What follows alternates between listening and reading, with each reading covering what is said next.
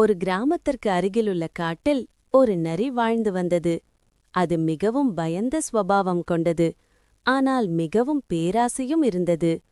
ஒரு நாள் அது கோழிகளை திருட கிராமத்திற்குள் சென்றது. அது கோழிப் பண்ணைக்குள் நுழைந்ததும் கோழிகள் சத்தம் போட்டன.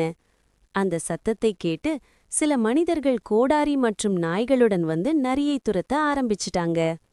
நரி ரொம்ப பயந்து தப்பிக்க வழி தெரியாம தவித்தது. காடு தூரமாக இருந்ததால மனிதர்களையும் நாய்களையும் முந்தியோட முடியாதுன்னு அதுக்கு புரிஞ்சிருச்சு.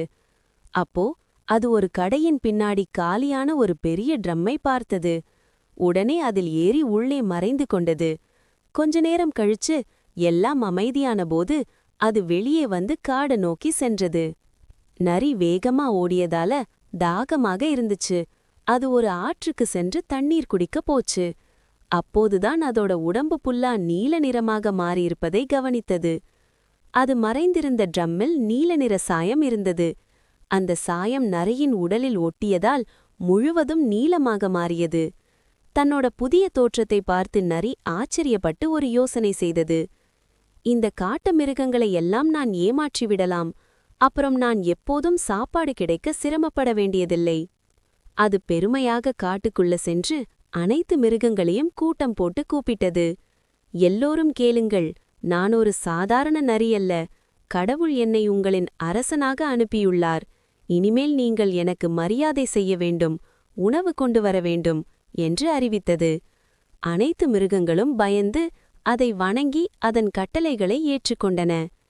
நீல நரிக்கு நல்ல சுகமான வாழ்க்கை கிடைத்தது. அது மரத்தின் கீழ் உட்கார்ந்து சாப்பிட்டு சாப்பிட்டு தூங்கியது. மற்ற மிருகங்கள் அதற்காக உணவு கொண்டு வந்தன. அது மெதுவா வளர்ந்து கொண்டிருந்தது. ஆனால் சில நரிகள் சந்தேகப்பட்டன.